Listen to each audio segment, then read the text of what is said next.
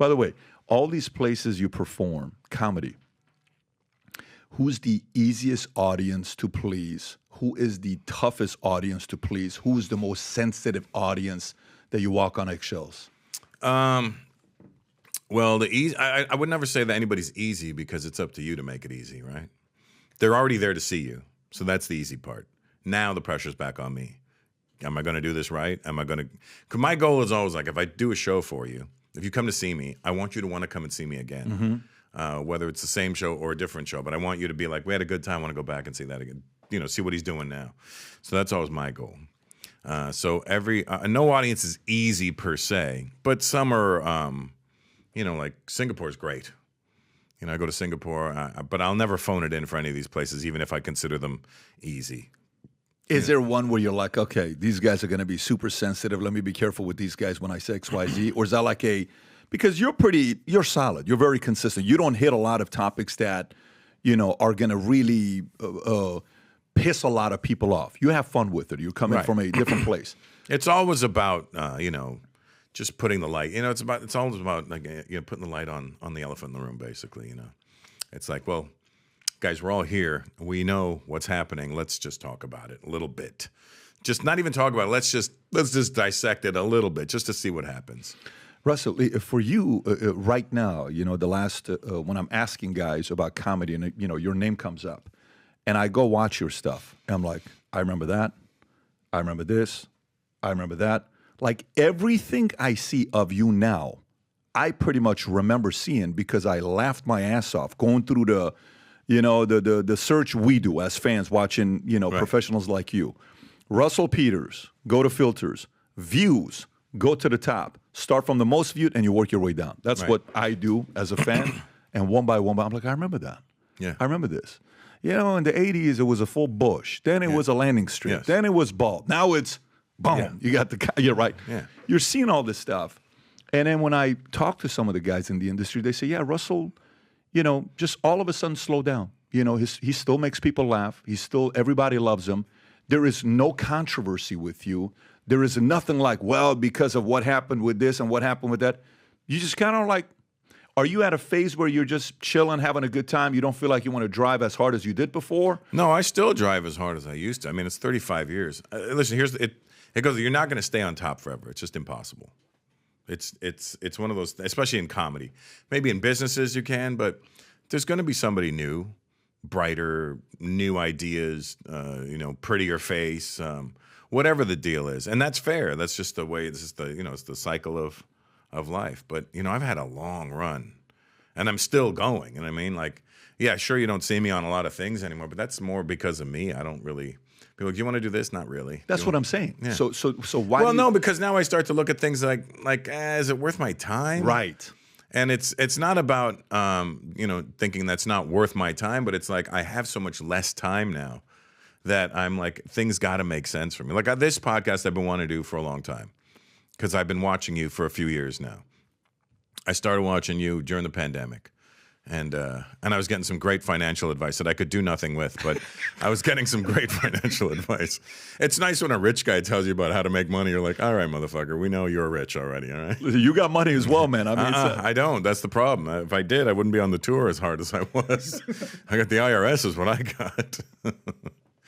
Didn't you make like 21 million one year? And you're on the list of top 50, yeah, no, I mean, I've grossed these numbers. You know what I mean? I've grossed these numbers, but it's not like a regular business where if you gross that number, you're going to get something close to that number. Once you gross it in comedy or entertainment or whatever, let's just say this. You get 25, cut it in half. 12.5 gone to the government already, right?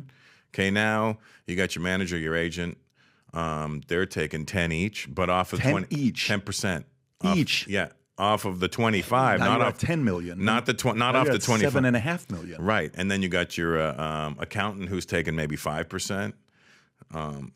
You're by the time it's done, you're like, I barely cleared $6 million. You know what I mean, it's still a great number, but it's nowhere near what you had in the beginning. Yeah, but I mean, how many guys make 25 in a year to be able to net $6 million? So, if a great comedian is making $5 million a year, most of these guys live in New York or they live in California. Now, Rogan obviously created a new revolution where Austin's becoming a comedy town to be in. You're saving your 13.3%, whatever. Yeah, Joe's the Pied Piper of comedy. Right. Yeah. He is that guy now, right? Yeah, absolutely. How long has he been that guy in this space? Well, listen, I started doing Joe's podcast when it was in his house.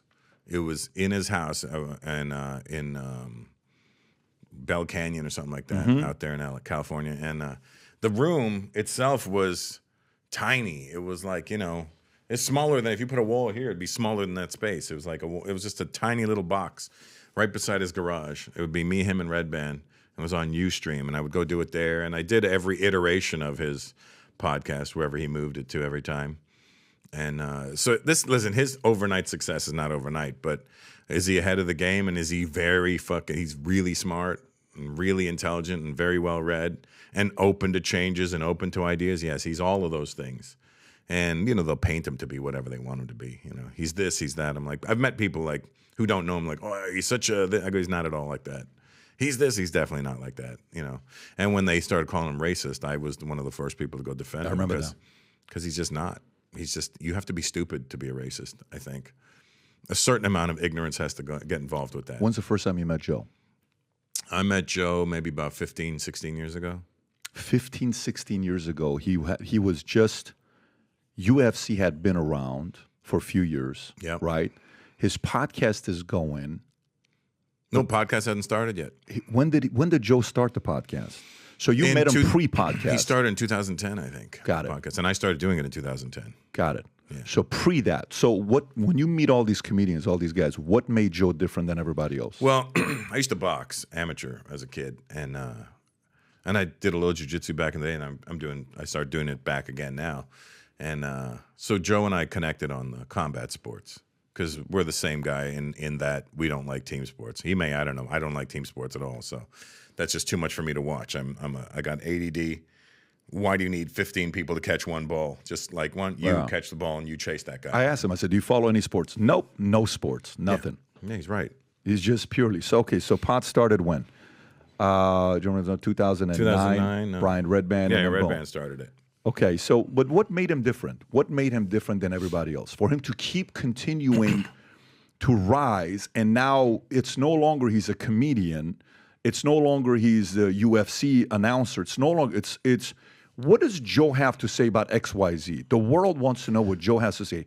Did you see that evolution taking place? Like, did you at the beginning say, this guy's going to blow up and this is what's going to happen with him? I didn't see any of that coming. Okay. I thought it would be, I knew it would be successful because he's a very, very hard worker. He's very diligent. But I think we live in, I talked about this with him on one of his podcasts once, that people are waiting for people to tell them how to think nowadays. People are programmable now, and they're waiting to be programmed by people. And their thoughts and their opinions are being swayed by who's the most believable person to tell me this information.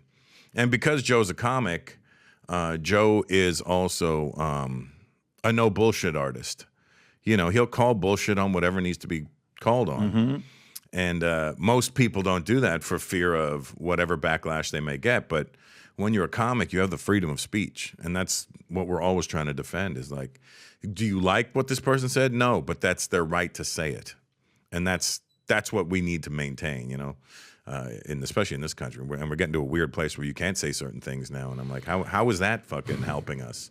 In these uncertain times, if there's anything we need people to believe the future looks bright. So if you've heard about me saying this mission to you, we're on a mission to get 1 million people to wear this gear. And this is what we're doing.